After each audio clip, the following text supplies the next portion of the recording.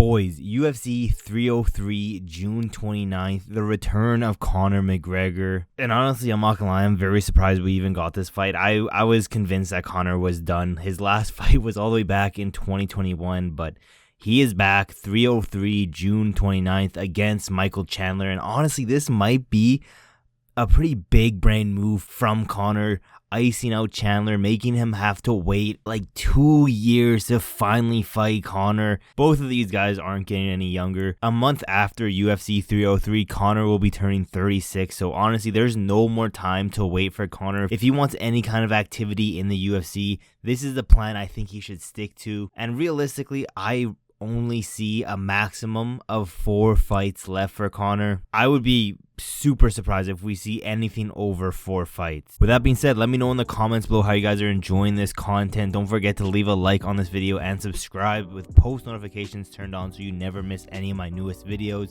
But with that being said, UFC 303, June 29th, Conor versus Chandler finally happening. Now, again, this is all like perfect dream scenarios for Conor McGregor to make that 4-fight comeback. Do I see him making this comeback? Do I see us getting all 4 of these fights? Absolutely not. Would I love to see all 4 of these fights? Of course, but realistically, we might not even see 2 fights. This 303 fight might be his last fight. Like, realistically, there's a very high probability of Conor getting flatline knocked out in this fight. But with that being said, let's just say somehow he pulls through, he knocks out Chandler.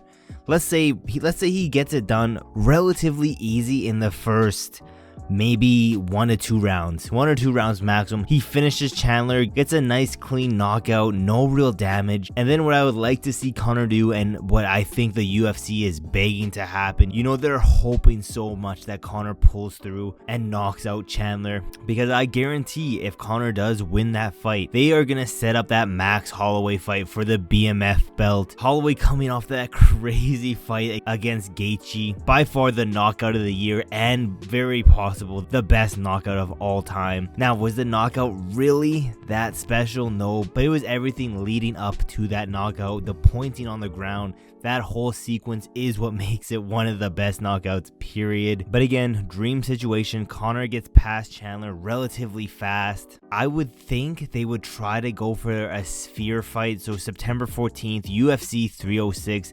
It's a little bit of a fast turnaround for Conor, but he's been saying he wants to be active, and this would be some good activity out of Conor. Plus, you know, the sphere card is going to be extremely expensive. They're going to try their best to make as much money as possible, because there's a super high likelihood that they're going to lose money on that card. So having someone like a Conor McGregor and a Max Holloway on that card is a very high possibility that they could at least break even on the sphere card. And with that being said, this is a very tough ask for Conor to beat Max Holloway after we just saw a new mythical fighter being born on 300. You already know if Max Holloway is showing up with those floral shorts, it's a wrap for Conor. I don't care how great he looks against Chandler.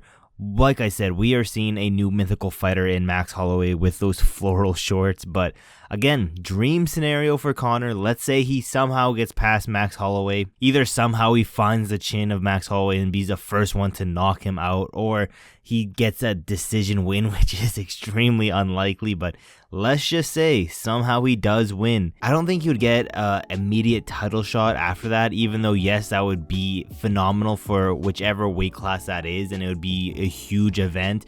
I think what they would do next after this, again, this is all just like hopium, that Conor McGregor does somehow figure out how to win every single one of these fights. Like I said, there's a high possibility he doesn't win a single fight and just retires after the Chandler fight. But again, dream scenario, beats Chandler, beats Max.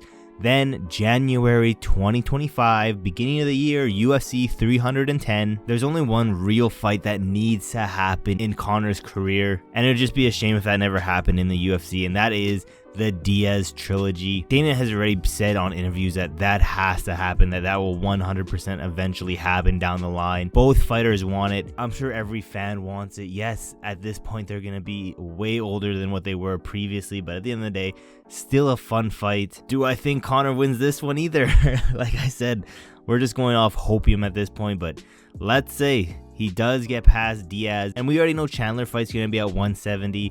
let's say somehow he strong arms Max Holloway to fight at 170. You know, Max already said he's a gladiator and he doesn't care about weight classes, so I could see them making that BMF belt for 170. Of course, the Diaz trilogy is going to be at 170 as well. That's going to give Conor 3 wins in a row at 170 pounds. And there's no way that they don't do June 2025 International Fight Week, 175 belt on the line, Conor McGregor versus whoever the champion is at that point. Will probably most likely still be Leon Edwards, depending on some matchups, but most likely Leon Edwards. And let's be realistic, there's no way Conor gets to that point. There's no way Conor gets to the point of getting a title shot at 170 pounds, but let's just say somehow he does pull it off. He's a champion at 170. He is now the first fighter to win a belt in 3 different divisions.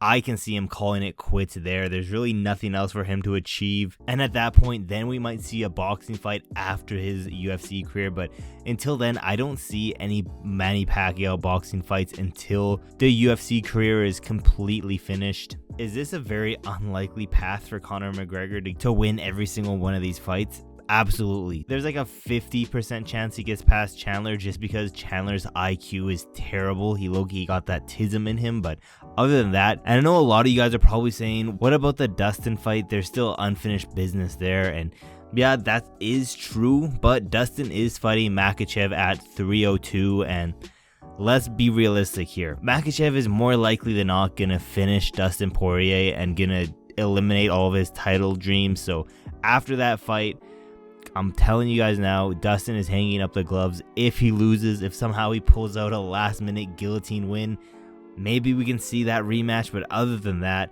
I'm fairly confident that Dustin will retire at 302. But yeah, this is every single fight I think is left in Conor's UFC career. Let me know in the comments below, what do you guys think? Do you agree? Do you disagree? Do you think he's going to have a longer career than this? Or do you think it's going to be cut short after the Chandler fight? And let's say he does lose that Chandler fight. Let's say he gets TKO'd. He doesn't get flatlined, he gets TKO'd.